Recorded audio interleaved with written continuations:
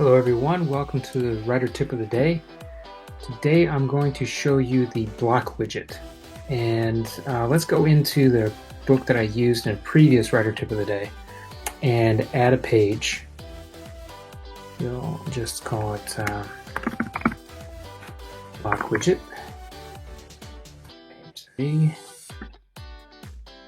And the block widget is how you can create a block in which you can put in text or a header or any other features inside of it, inside a page. So not just the whole page itself.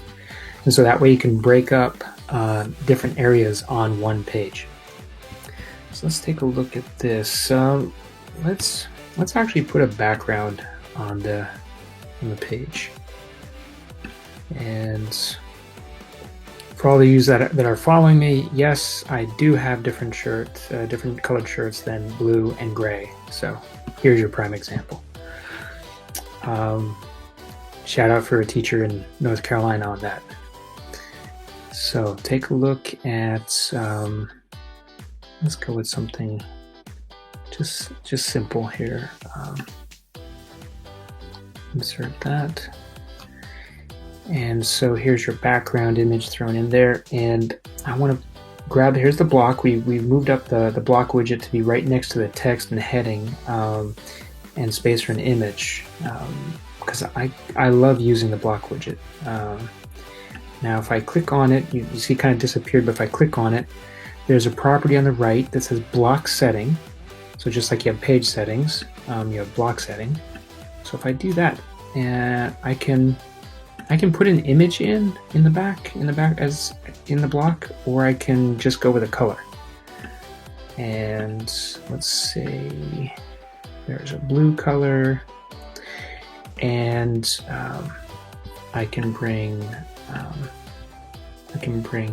a header in here. This is block. Capitalize that. I can bring in text.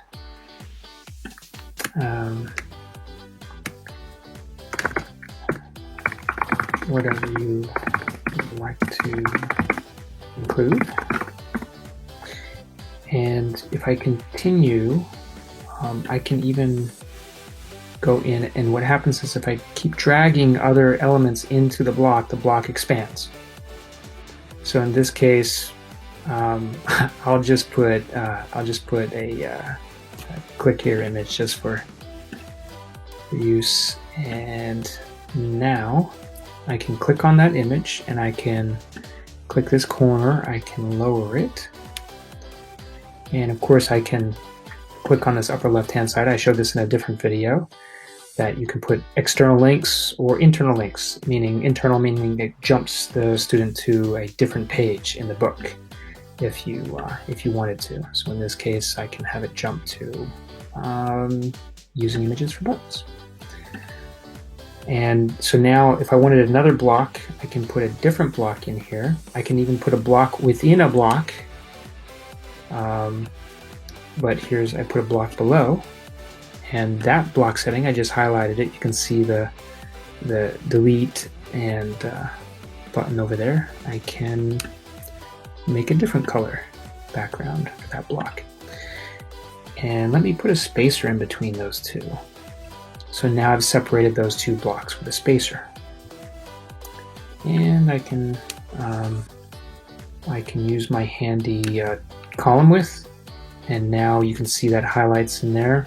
Now I have two columns, and I can make choices here. Yes, and there's that one. I can highlight that image property on the upper right, center it, and grab an image, put that in this one, and say no, yes, no. And that appears there. I click on this, and then I can center it. And then of course I can hyperlink anytime I want. I can make this a different size, adjust it so that it's about the same, taking the same space as the other one.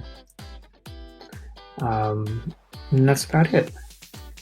So that's your block widget. You can put in, like I said, you can decorate the background of that block with an image, different background image if you like, and I'll put that in there, and that's a different section, and spacer between so you can see them separated like that.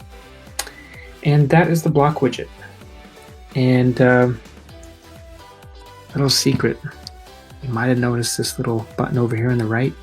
I'll give you a different writer tip of the day about what that is next time. Take care.